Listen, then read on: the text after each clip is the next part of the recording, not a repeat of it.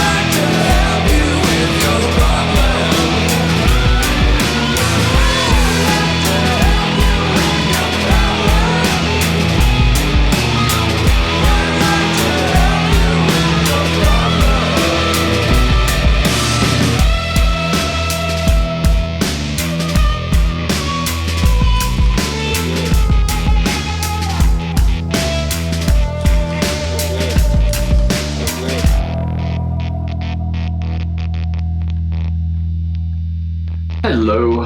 G'day, Pete. How you going? Pretty good. How are you? Yeah, not bad. I've been up for a bit, so it's nice. I feel like it's the middle of the day for me at the moment. It's 8 a.m. here, so the Oh, it's been one of those days for me, mate. But I've been looking forward to the chat. I've got to say, cool. Yeah. I had no idea where you were. Australia. Yeah. Yeah, Gold Coast. Yeah, Cool. yeah, mate. Lovely. One of the reasons I was looking forward to the chat is I feel like. And I think guitarists. I'm a musician. Most musicians can agree that a lot of the time, the bloke that actually writes the riffs and the music isn't in the spotlight and doesn't get a lot of credit. Is that something you can identify with? A little bit, but I'm kind of fine with that. It's I've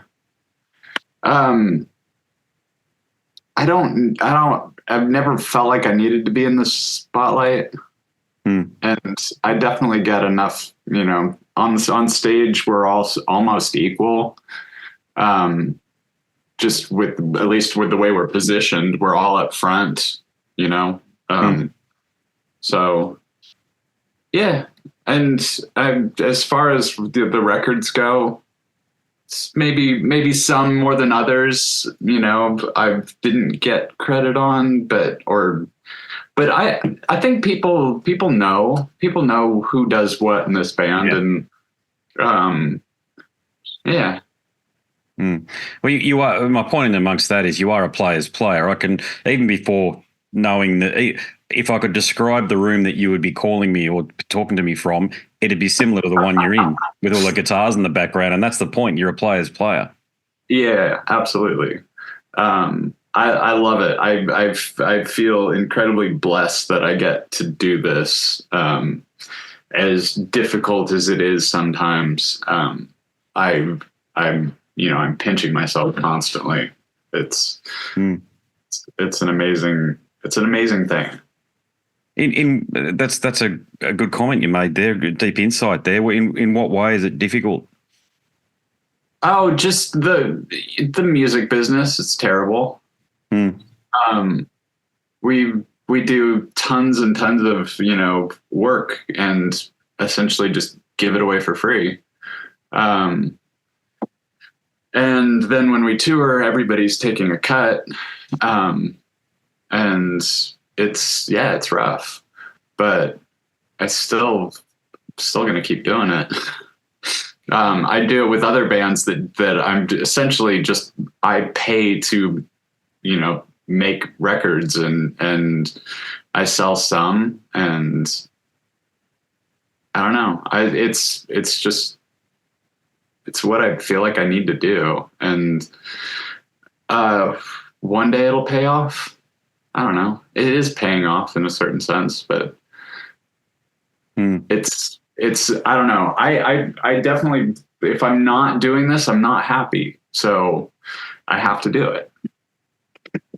It must be gratifying, though. I can empathize a lot from the perspective that you got to pay to play these days, and many people are in on the cut. But this Australian tour is completely sold out. Are you aware of that? Yeah, absolutely. Australia is like, if we could play Australia once a year, we wouldn't worry about anything. It's amazing that we've been accepted by the Australian public. Because it's such an amazing thing to be able to go there and play a sold out tour is incredible. I think we've come close to that in the past. But if I remember right, Adelaide was the holdout. And this time they were the first ones to sell out. So I don't know what's going on. Yeah.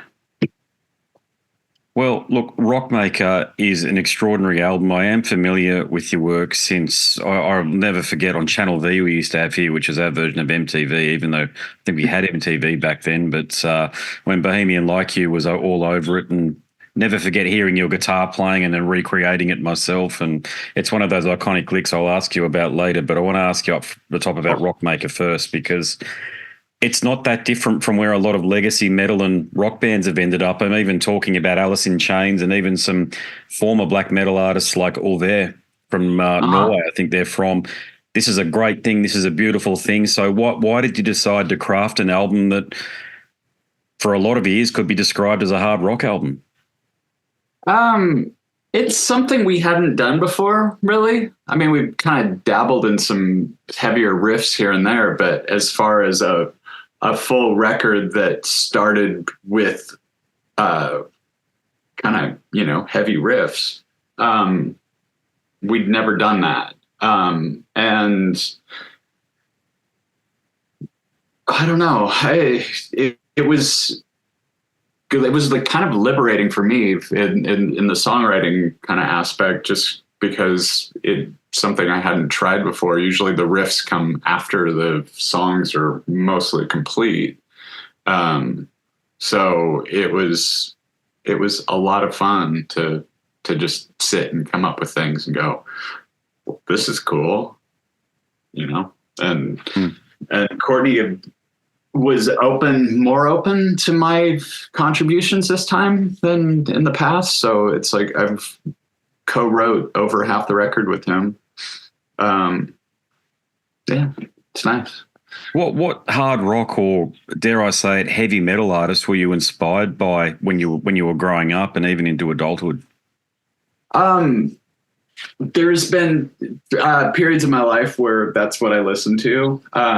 In high school, early high school, I saw AC/DC and Iron Maiden, and I saw Motley Crue in a little club. I saw a lot of the sort of classic early 80s metal, with some late 70s, some 70s bands, I guess, thrown in there too. And then like later on, obviously some of the grunge, kind of the heavier grunge stuff. The early Soundgarden I thought was really cool, as well as Alice in Chains.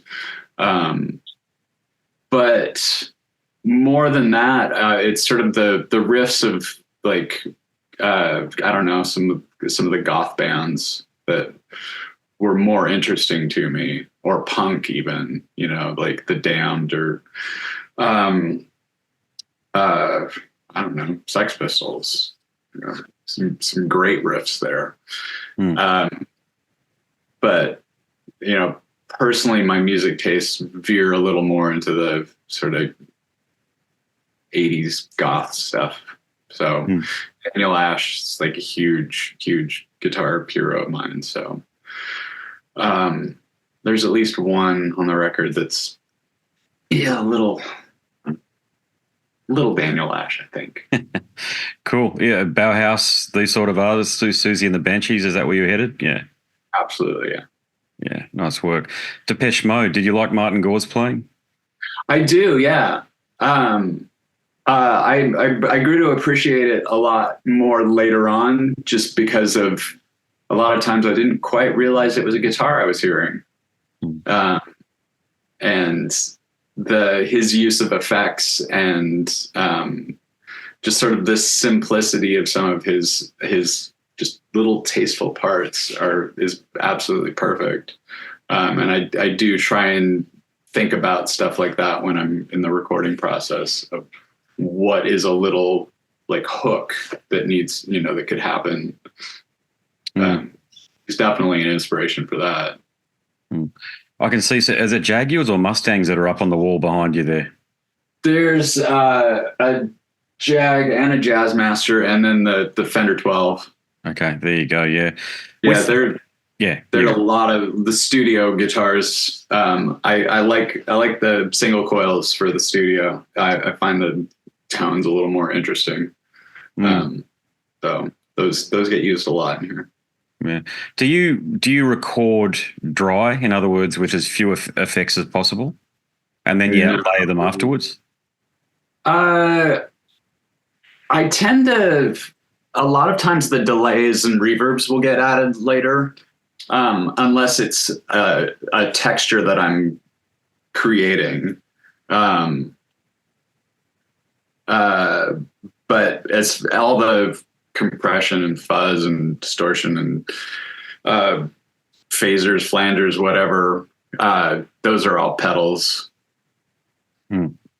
Okay, yeah. Is that specifically an artifact of when you were growing up and going into guitar shops and trying all the different pedals and then seeing if you could recreate the sounds in your head? No. I so like one of my before I even really knew how to create any of these sounds, there was I had a friend's band play on my roof when I lived in New York, and the guitar player had a bunch of pedals, and I just thought they were cool. I had no idea what they did. I wasn't really even playing guitar at that point. And as soon as we this band sort of started kicking off, it's like the pedal collection just grew from pretty much either things I borrowed and then discovered, okay, that's what that is, and then things that were left in studios and I got to try. The reason I got Rat and a Big Muff and a Small Stone were just that they were in studios or borrowed, and I just like I need that sound specifically.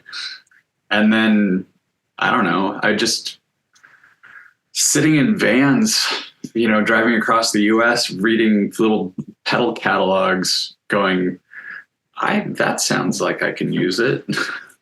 And then getting them and going, well, this is not what I thought it was, but it is something. And then just you spend enough time with it and you come up with sounds and find out how to place them in songs, Yeah. Do you get people coming up to you after the show, musicians, guitarists, saying that you've been an inspiration or an influence? Yeah. I think you stick around long enough and that's just automatically happens. Cause, I don't know, if your music affects people, then there will be guitar players there too, or people that want to play guitar. And I guess there's one or two per show that happens. Yeah. Sweet. Yeah. Yeah. Going through the guest list or the collaborations is probably a better descriptor across the albums. It's very impressive. Frank Black, so Pixies. Were you a fan of his or Santiago, his guitar work in particular? Probably his over Santiago. But it's more for me. The Pixies is more about the songs overall. So it was just an honor to have him on the record. I still unsure how that happened. Apparently Courtney knows him. This is new. It was news to me, and so yeah, it was amazing. What about and his part is perfect for that song. It's just like unbelievable. So like absolutely him, and like perfectly placed, perfect notes. Just the moment of clarity in that chaos. So good. Yeah, nice. Yeah. Well, the collaboration with Slash is great too. Did you actually work with him in the studio on that one? Nah, that doesn't happen anymore. Yeah. Yeah, we send tracks off and hope that what comes back is useful. And what Slash's parts, it's undeniably Slash, and that's what we had hoped for. And yeah, just a couple minor edits and it was good to go. Yeah. And look, I think there's quite a bit online already about the collaboration with Debbie Harry. So that's one of the lead singles, isn't it? And I Will Never Stop Loving You. But the question in and amongst all of that, was there anybody that you asked who either declined or there just wasn't the schedules didn't line up for them to appear on the album? Yeah, there was initially, I think Courtney was trying to get Ozzy to sing the song that Slash played on. Awesome. I know it would have been mind blowing if that had happened. But that I don't know. It's hard to tell what if Ozzy ever heard it. Who knows? Probably, I would guess not. I don't know, but it didn't happen. We've in the past we tried to get Steve Martin to play banjo on a song. We don't know if it ever got to him. Wow. You know, it's there's always ideas of like, wouldn't it be cool if? And sometimes you can actually reach the people. Sometimes you can reach their managers. Sometimes their managers don't think you're worthwhile. You know, if it's worthwhile passing on. Who knows what happens? But Debbie Harry happened. Slash happened. Frank Black happened. That's phenomenal. Yeah, indeed. But I totally agree with you that the Aussie collaboration would have been some next level shit. But I wonder if Sharon got involved there because she's notorious as a gatekeeper. Yeah. And I mean, but yeah, I mean, and I don't know. I find anybody turning us down completely understandable. You know, it's just, especially at that level, it's just, you're like, you'd have to the timing would have to be so perfect, like, to make anything like that happen. And so the odds of it actually happening seem minuscule. Yeah. Anyway, Slash happened. Yeah, that's awesome too. And if Ozzy had sang it, it wouldn't have been, you know, it would have been, yeah, it would have been amazing, but I don't think it would have been as much our song. It would have turned into more, I think, more Ozzy, you know. It would become his thing. Yeah, but it's a bloody good idea though. Maybe for the next album. Yeah. See how it goes. Maybe hit up Rob Halford or Bruce Dickinson as well. Right. Yeah. I reckon Rob would be down for that. Bruce is not really that open to things, but Rob definitely is. Yeah. See how you go. Yeah. Well, what about talk about collaborations? Your partnership with Courtney is now decades old, so it's clearly fruitful. But how do you guys balance each other out? More lately. Sorry, in the beginning, it was we were probably.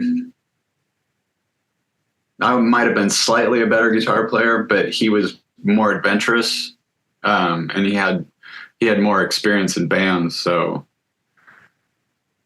what I brought in was more of my music tastes. I think I had I was pretty deep into the shoegaze sort of British music at that time. So I think my CD collection was a little deeper. So I brought that in initially, and then just sort of encouraging him to teach me the songs he was writing. And then I don't know. Now it's like he doesn't play guitar very much, so I'm like, I played probably 90% of the guitar on the record. And I'm also more adept at the whole studio production stuff. I've been doing that with other bands and other projects for years. So I bring a lot in the whole creation of the sound now, or especially on this last record. Okay, gotcha. Well, that was the other question I had, was in regards to the production side of things. I noticed that you're both listed as co-producers, but who had, if you understand the question, who had the executive role? Not sure that either one of us really qualifies for that. Because, I mean, I guess when it comes down to it, like, these are like Courtney's singing, so he's making a lot of the final decisions on stuff. But if something was really important to me, I will definitely make sure it happens. And there wasn't a lot of like conflict on this record. it's like I lost a couple battles, but they weren't ultimately songs that I brought in. So it's like I didn't feel like I had the final say on it. But I got my way a few times too. So I don't know if one or the other of us is the executive producer. It's like we're both pretty equal on this one. Yeah. Did you get much input from the other guys in the band? I know you're a 4-piece. So did the bassist and drummer have much of a say? Well, Brent lives in Australia, so this record was mostly done during the pandemic. So it was difficult for him. I mean, he couldn't leave, if he had chosen to leave the country, he wouldn't have been allowed back in, and he's got a wife and kids, so he didn't want to leave, understandably. Mm-hmm. And Zia was kind of caught up with some other stuff and wasn't really into the idea of this rock record. I think she understands now what we were actually doing. And honestly, initially, I wasn't really into the idea. I had to write a couple riffs before I got fully involved. So yeah, it was really mainly Courtney and I. Okay, gotcha. Why wasn't Zia involved in the idea of a rock album? Just not her thing. She's much more of she contributes much more to the live situation. She's not really, I don't think she finds the studio very fun. Is she creative? Yeah, for sure. She comes up, she creates all her parts. And she's a fantastic DJ. Yeah. Yeah. Okay. But it's definitely different. Like, for me, it's like that obsession with trying to be a better musician, just trying to learn everything. It's an obsession. Yeah. And we had that with songwriting and actually drums. He was a drummer first. So it's like, I don't think she ever had that in the same way. Maybe it happened somewhere else, but yeah, there's definitely, I'll spend, I don't know, years of my life just in here, like tweaking on stuff just because, I don't know, because it's fascinating, because I love it. Yeah. Yeah. Yeah, I hear you loud and clear. Yeah, once you've either got it or you haven't, and you've clearly got it. Yeah. Now, most guitarists would give a year off their life to create a riff as iconic as the opening strains to Bohemian Like You. So the first, I remember hearing it and thinking, this guy's a Mick Ronson guy. Does that resonate? Sure. But yeah, yes, definitely Mick Ronson guy, but probably filtered through people that were actually, influenced by him firsthand. Mm-hmm. So it's like guaranteed Daniel Ash was a Mick Ronson guy, Will Sargent and Johnny Marr and those guys are the people that I was into. But yeah, once I kind of took the couple steps back and started listening or becoming obsessed with Bowie and listening to everything, definitely Ronson. I remember talking to Don Felder from the Eagles about what happened when he came up with Hotel California, because that's all his. Yeah. Now, a lot of people think it's the other guys, but no, that was a song that he brought into the band, and he spoke to me about where he was and what was going on in his life at the time when he created that. Can you remember what was going on in your life when you created Bohemian Like You? Well, so Courtney wrote the song, and he brought those chords in, and he was trying to do the sort of, Keith Richards, open G thing without actually tuning the guitar to an open G. So I essentially just took, tuned the guitar to open G and started going for it. And I tried to make it more complex because the simplicity of that riff was kind of bugging me back then. I'm glad that didn't fly because it wouldn't have had the same power. But yeah, I was fairly obsessed with Keith Richards back then, so it wasn't difficult. I wonder how many guitarists, I'm talking about people who've never picked up the instrument before, you inspired to do so through your playing on that riff. That's a heck of a thought.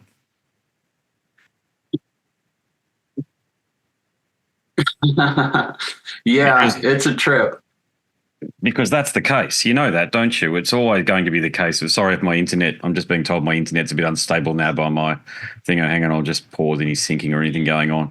But so even the internet wants to get involved on this one. But when I talk to guitarists like that you might have received inspiration from Courtney, but the playing is all yours, and the fingering techniques and the like have now been mimicked probably hundreds and thousands of times without realizing it, to the extent where a riff like that is strong enough to actually start movements and get bands formed and this sort of thing. Have you ever given any pause for thought to those sort of things? Not at all. That kind of freaks me out a little bit too much. I ask these sorts of questions because I get to do this quite a bit. So I speak to lots of people like you, and I know the song is iconic, let's face it, but being a musician, you need the creators to do the thing, you know, and without the guitar riff there, the song doesn't exist. Yeah. There you go. Yeah, I mean, I don't know.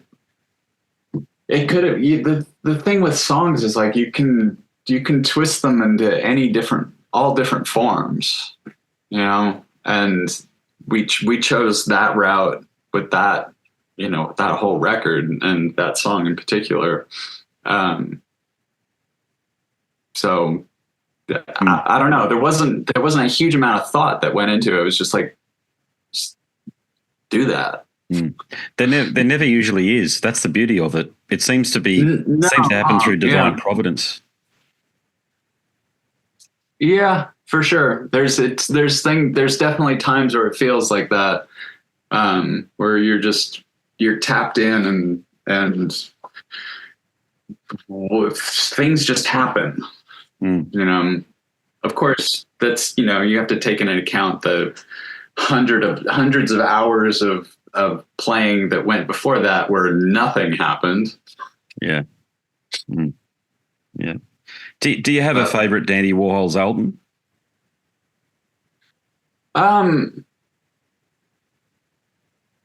Yeah, I don't listen to them once they're done. So for me, it's the experience of making the records. And so 13 Tales was that last, it's like a lot of things changed after that. It's the last record that we did in sort of the old style where we learned the songs and then we built a studio and, you know, and spent a very intense month tracking everything. And then there was a couple weeks afterwards of overdubs that weren't as intense, but 90% of that record happened within a month. And then it went through Pro Tools, and that's when we saw Pro Tools for the first time. And Pro Tools has been, every record since has been on Pro Tools and has been created one track at a time, built up from the demo in most cases. So it's just a different process. And also, you know, the success of that record changed the way it changed everything. You know, it's like before a big hit, everything had this potential to be something. And then after that, everything was like, you'd hoped it was going to be as good as, you know, or received as well as. So yeah, it just changed things. Not necessarily for better or worse. It's just, it's a whole different thing. And there was an innocence that existed beforehand that hasn't been there since. It's one of the last big albums, 13 Tales from Urban Bohemia. It's one of the last big albums before the internet really took over and streaming or sharing of music really dominated. Is that another thought that's ever crossed your mind? Yeah,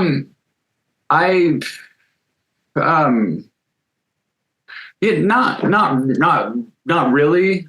But that is a fact. It definitely changed, you know, that aspect changed the music industry. I mean, we might still be on Capitol Records, if streaming hadn't happened. Who knows?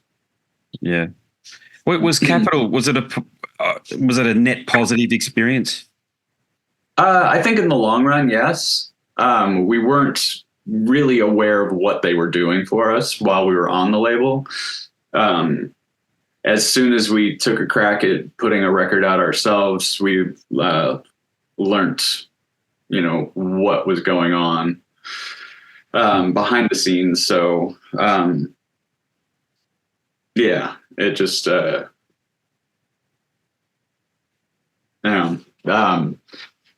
we realized how much work went into promoting a record that we all of a sudden didn't have access to. Yeah, I can imagine. Yeah. Gotcha. Yeah. Well, look, that's it from me. It's been great to chat with you. Great guitar playing, by the way. I hope more people give you feedback on that. It's important work that you've been doing too, Pete. You've got to know that playing the guitar, especially these days, it's a bit of, I'm not saying it's a lost art, but we're all getting a bit older and there's not that many coming through underneath us. And I noticed that because in our scene especially. So I just have to give you that feedback that it's important work you've been doing. Ah, thank you. Yeah, it's so much fun. I don't know why more people don't do it. It might be cyclical, but I don't know. It might have just had its time in the sun. And as us crusties start getting a bit older, maybe the younger ones will just come through and they're more interested these days in doing the shredding thing on YouTube for 30 seconds. But you put those same kids in a band and they're hopeless. Oh, yeah. But I mean, that stuff always existed. Now it's just, there's so many other options. Maybe that's the thing. Yeah. But it's a good life skill to have. Amazing. Yeah. Good life skill to have. Discipline. There's lots of things. Creativity in it too. So there you go. But thanks, mate. It's been a great chat. Much appreciated. Absolutely. Thank you. Thank you, brother. Have a great one. Enjoy the tour. Yeah. I'll see you out there. Catch ya. See ya. Well, there you have it. Another chat done and dusted. That one featuring the Dandy Warhols guitarist, Peter Holmström. I don't get too many like him from that world of pop and more mainstream music, but why not? Why not do something different from time to time? He had some interesting things to say. Maybe we'll do some more like that. Maybe. It depends on what's on offer and who I'm connected to these days. Still got my very solid pipeline of interviews and chats coming through that there just isn't really enough time to take on every interview that's offered, and that includes some fairly big names that occasionally I say, oh, why not? I don't think I want to do that, mainly because I go onto YouTube and I can hear that they don't really give great responses, and quite often the interviewers are utter shit anyway, so I don't blame them for giving crap responses, but it's still time out of the day, isn't it? And you've got to do a lot of preparation for these. Well, they're interviews, I know that, but they're really conversations because that's what I choose to make it. Anyway, the Dandy Warhols new album is out now. Go and check it out if you're curious. That's it from me. My name's Andrew Mackay-Smith and I'm the host of the Scars and Guitars. Well, I'm just going to call it Scars and Guitars from now on. I'm going to drop the podcast bit. The artwork associated with this episode is the first time you will see the word podcast series dropped from the show's moniker. So there you go. I'll start it again. My name's Andrew Mackay Smith, and I'm the host of Scars and Guitars. Until the next one, it's a very goodbye for now.